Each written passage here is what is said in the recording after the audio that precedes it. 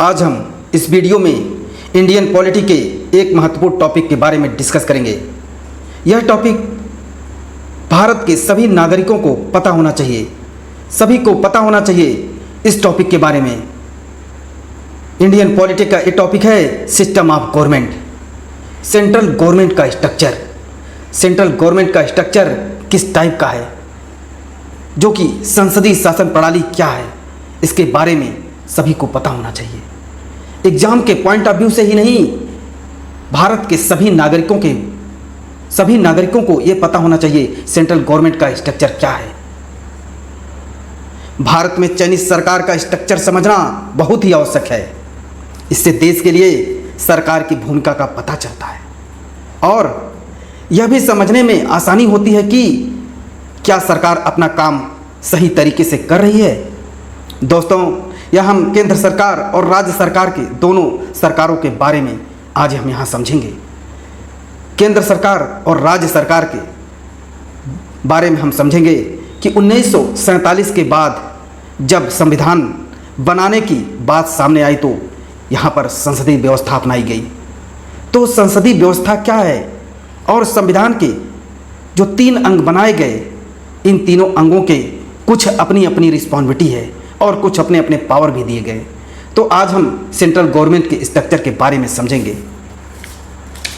तो central government के structure में भारत में संसदीय शासन व्यवस्था को अपनाया गया एंड इस प्रणाली में विधायिका और कार्यपालिका का अलग अलग होना संभव नहीं है, क्योंकि संसदीय शासन प्रणाली उत्तरदायित्व रिस्पॉन्सिबिलिटी के सिद्धांत पर काम करती है।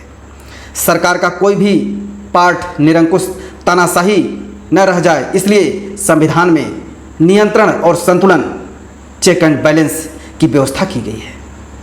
इसी कारण से कार्यपालिका को विधायिका के प्रति उत्तरदायी बनाया गया है, अर्थात लेजिस्लेचर एंड एग्जीक्यूटिव एक दूसरे में स्वतंत्र नहीं है, मतलब एक दूसरे से स्वतंत्र नहीं है।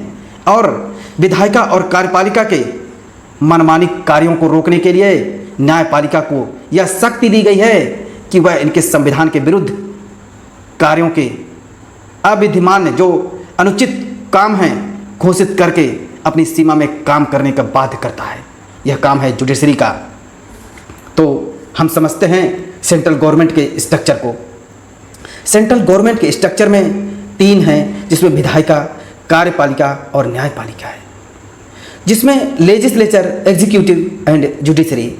तो लेजिस्लेचर में इसका काम है लॉ मेकिंग बॉडी, इसका काम है कानून को बनाना। मीन्स सरकार के इस भाग का काम है देशवासियों के हित के लिए कानून बनाना या कानून में बदलाव करना तथा पुराने कानून को हटाने का अधिकार है। लेजिस्लेचर में यह कानून बना सकता है तथा पुराने अमेंडमेंट भी कर सकता है, यह इसको शक्ति दी गई है लेजिस्लेचर को। एंड एग्जीक्यूटिव में यह इम्प्लीमेंटेशन ऑफ लॉ, जो भी कानून बना है, कार्यपालिका का जो भी कार्य है संसद में बने कानूनों का पास करना, उनको इम्प्लीमेंट करना, उनको बताना, उनको चलाना कि कैसे हम एक लेजिस्लेचर के द्वारा बनाए गए कानून को किस प्रकार से हम इम्प्लीमेंट करें जिससे देश का हित हो। तो एग्जीक्यूटिव का काम है एग्जीक्यूट करना एंड जुडिशरी का काम है, न्यायपालिका का काम है कि इनके द्वारा कि न्यायपालिका का काम है एग्जीक्यूटिव एंड लेजिस्लेचर के बीच संबंध स्थापित करना कि इन्होंने जो कानून बनाया है और कार्यपालिका ठीक तरीके से वो काम कर रही है कि नहीं कर रही है, सारी चीज़ें देख रेख के लिए जुडिशरी को ये पावर दिया गया है। इस कार्य के साथ जुडिशरी जन साधारण संबंधी कई समस्याओं को भी हल कर निकालता है और उनके बीच संबंध स्थापित करता है, जिससे कि देश के नागरिकों के लिए एक अच्छी व्यवस्था हो सके। एंड लेजिस्लेचर में हम देखते हैं लेजिस्लेचर के 2 बॉडी होते हैं, एक होता है सेंट्रल गवर्नमेंट एंड एक होता है स्टेट। सेंट्रल में होता है पार्लियामेंट, जिसे संसद कहते हैं। तो लेजिस्लेचर को ही संसद कहते हैं या पार्लियामेंट उसी के पार्ट हैं केंद्र और राज्य में। सेंट्रल में हम देखते हैं कि संसद में 2 सदन होते हैं, जिसमें लोकसभा होता है, राज्यसभा होता है। तो लोकसभा एंड राज्यसभा को हम उच्च सदन कहते हैं, लोकसभा को हम निम्न सदन कहते हैं। जिसमें संसद में ये सारी व्यवस्थाएं लोकसभा और राज्यसभा को बनाया गया है। और लोकसभा को भंग किया जा सकता है लेकिन राज्यसभा को भंग नहीं किया जा सकता है। और इसके लिए 1/3 तो जैसे 1/3 ऑफ मेंबर रिटायर हो जाते हैं और इसके बाद एवरी 2 साल में राज्यसभा इसलिए भंग नहीं होता है। इसी प्रकार से स्टेट लेजिस्लेचर में स्टेट विधानमंडल में 2 सदन होते हैं जिसमें कहते हैं विधानसभा एंड विधान परिषद। विधानसभा सभी राज्यों में होता है, जितने भी स्टेट हैं 28 स्टेट में सब में विधानसभा है, लेकिन विधान परिषद सब में नहीं होता है। विधान परिषद इस समय करंट में 2024 डेटा के अनुसार टोटल 6 स्टेट में ही विधान परिषद है। विधान परिषद केवल 6 स्टेट में होता है लेकिन विधानसभा सभी स्टेट में होता है। ये बहुत ही महत्वपूर्ण है, जिसमें हम देखते हैं इसमें 6 स्टेट हैं। आंध्र प्रदेश जिसमें इलेक्टेड मेंबर 50 हैं एंड नॉमिनेटेड हैं 8, जिसमें टोटल 58 मेंबर हैं, जिसे MLC कहते हैं, मेंबर ऑफ लेजिस्लेटिव काउंसिल। और आंध्र प्रदेश हो गया, बिहार हो गया, बिहार में 75 सीट है एंड कर्नाटका में 75, महाराष्ट्र में 78 एंड तेलंगाना में 40 एंड उत्तर प्रदेश में 100 सीट है। 100 MLC हैं जिसमें 90 इलेक्टेड होते हैं और नॉमिनेटेड 10 होते हैं। तो MLC का कार्यकाल 6 वर्ष का होता है और 1/3 ऑफ मेंबर रिटायर हो जाते हैं प्रत्येक 2 वर्ष में। सेम जैसे राज्यसभा में, उसी प्रकार राज्यसभा में भी होता है और इसके लिए कभी भी भंग नहीं किया जा सकता। तो राज्यसभा को कभी भंग नहीं किया जा सकता। उसी प्रकार विधान परिषद को भी भंग नहीं किया जा सकता है। हम नेक्स्ट देखते हैं कार्यपालिका में। कार्यपालिका भी इसमें 2 होते हैं, जैसे सेंट्रल एंड स्टेट। सेंट्रल में जो कार्यपालिका है सबसे उच्च पे होता है राष्ट्रपति, इसके बाद उपराष्ट्रपति, इसके बाद प्रधानमंत्री। राष्ट्रपति सबसे सर्वोच्च होता है, इसके बाद उपराष्ट्रपति होता है, इसके बाद प्रधानमंत्री होता है।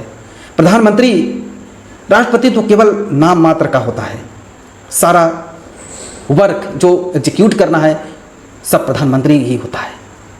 इसके बाद होता है मंत्रिमंडल। मंत्रिमंडल की जो नियुक्तियां होती हैं वो राष्ट्रपति के द्वारा की जाती हैं एंड प्रधानमंत्री के प्रति ये मंत्रिपरिषद उत्तरदायी होते हैं। तो प्रधानमंत्री उच्च माना जाता है। अगर हम सरकार की बात करें तो प्रधानमंत्री को ही उच्च माना जाता है, लेकिन यहाँ पर राष्ट्रपति को सबसे सर्वोच्च माना गया है क्योंकि एग्जीक्यूट प्रधानमंत्री ही करता है। उसी प्रकार से राज्य में भी राज्यपाल होता है जिसे सबसे उच्च सर्वोच्च माना गया है। इसके बाद मुख्यमंत्री होता है, इसके बाद मंत्रिपरिषद होता है, जिसमें मंत्रिपरिषद में जैसे कैबिनेट मिनिस्टर होते हैं, राज्य मंत्री होते हैं, उप मंत्री होते हैं, ये सब इंपॉर्टेंट होते हैं। ये सारा इसी में से जो सेंट्रल जो एग्जीक्यूटिव कमेटी है, इसी में से जो पार्लियामेंट में जो लेजिस्लेचर का काम करते हैं और उनके भी जो पार्ट हो सकते हैं तो उन्हीं के लिए काम करते हैं और ये कानून बनाने का काम इनके द्वारा ही किया जाता है। कुछ मंत्री उसमें होते हैं जैसे कैबिनेट मिनिस्टर, वो उसमें उनको चुनाव होता है, उनको रखा जाता है कि इनके काम के लिए, लेजिस्लेचर के लिए। तो ये सारी चीज़ें इसमें होती हैं। उसी प्रकार जुडिशरी में जो कानून बनाया जाता है उसको अच्छे से इम्प्लीमेंट हो रहा है कि नहीं हो रहा है, ये सारा काम जुडिशरी का होता है। जिसमें सबसे सर्वोच्च होता है, पनिश देने का काम यही करता है, जिसमें सबसे सर्वोच्च होता है सुप्रीम कोर्ट। सुप्रीम कोर्ट इसमें सबसे सर्वोच्च होता है।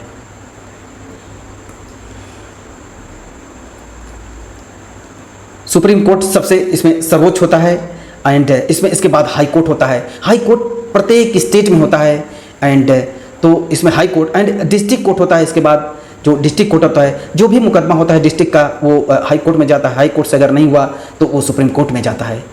तो ये जो स्ट्रक्चर है सेंट्रल गवर्नमेंट का स्ट्रक्चर, एक दूसरे के ऊपर मीन्स लेजिस्लेचर जो एग्जीक्यूटिव है लेजिस्लेचर के प्रति उत्तरदायी होता है। उनके द्वारा जो इम्प्लीमेंट किया गया कार्य है, जो बनाया गया कार्य है, एग्जीक्यूटिव कमेटी के द्वारा इम्प्लीमेंट किया जाता है, उसको सुचारू रूप से चलाया जाता है। और जुडिशरी भी, न्यायपालिका का काम उनको पनिश देना होता है अच्छे से, जिससे कि भारत के नागरिकों को सही तरीके से उनको ये स्कीम मिल रही है कि नहीं मिल रही है। तो ये सारा काम जुडिशरी का है, न्यायपालिका का है। तो आज हमने सेंट्रल गवर्नमेंट के स्ट्रक्चर को बहुत अच्छी तरीके से समझा कि सेंट्रल गवर्नमेंट का स्ट्रक्चर क्या है, कैसे एग्जीक्यूट करते हैं, कैसे ये सेंट्रल गवर्नमेंट चलता है। आज हमने सारा डिस्कस किया। आज बस यहीं तक। हमारे चैनल को सब्सक्राइब एंड शेयर करें, जिससे कि ये ज़रूरतमंद लोगों के पास ये वीडियो पहुँचे, भारत के सभी नागरिकों के पास ये वीडियो पहुँचे।